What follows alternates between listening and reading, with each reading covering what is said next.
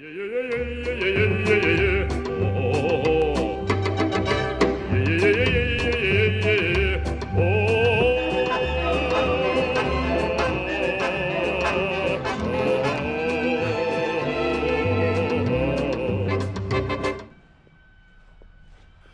start off this part 2 about where we finished on part 1, and this is the house that belongs to Sienna, our Siberian cat.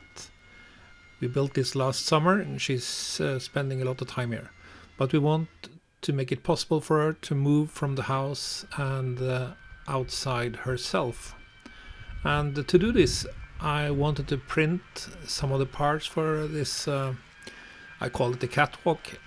These arches are 3D printed, and some of the parts that's attached to these wooden planks are 3D printed as well. And it's hundreds of hours of printing. I designed these arches in Fusion in multiple parts so I can handle to print them on my printers. I also had to reinforce the lower part so it wouldn't break. To connect the parts I made some notches and keyed some of these openings so they would fit only one way. Even with several different parts I had to use a large printer. This one is 300 by 300 and it's one I got secondhand. I modified it heavily with a second stepper motor for the Z-axis, a new extruder and a BL Touch bed leveling sensor, and I made quite a few other improvements as well. This is the bed leveling sensor in action. You can see that it has a pin that when it touches the bed it retracts. You can see the color turns red and it measures the distance.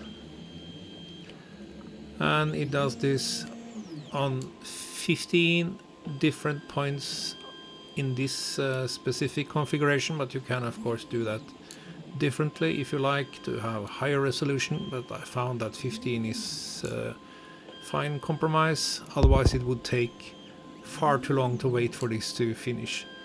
The advantage of using this type of probe is that you can have glass or any other surface, it doesn't have to be magnetic or metal. The print is starting with the prime line. The prime line is actually a little bit outside the build plate, and this is the beginning of the arch, and I have to use almost all of the build plate for this part. This printer is quite noisy.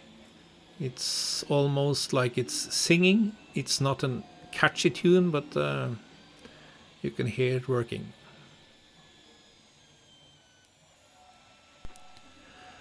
The orange part you can see is the fan duct for the fan cooling the part, what's called a part cooling fan.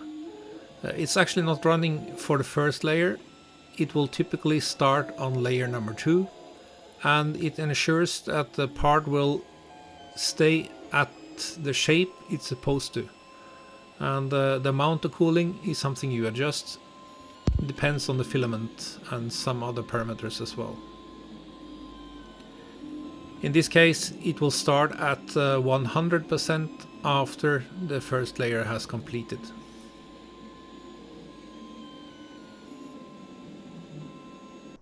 But what about the client, our cat Sienna? It didn't take her long to figure out how to get down from the balcony and down to the catway.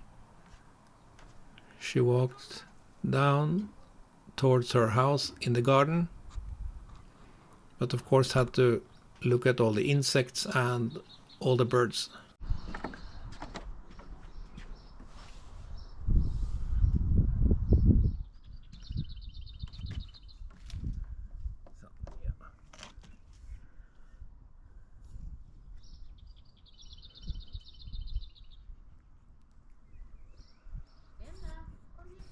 When my wife called her name, she turned around and continued outside. It's a little bit slippery.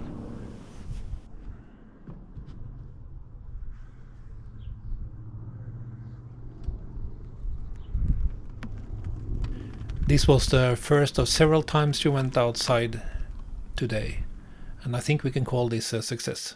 Just have to see how it holds up during the winter. Bye for now.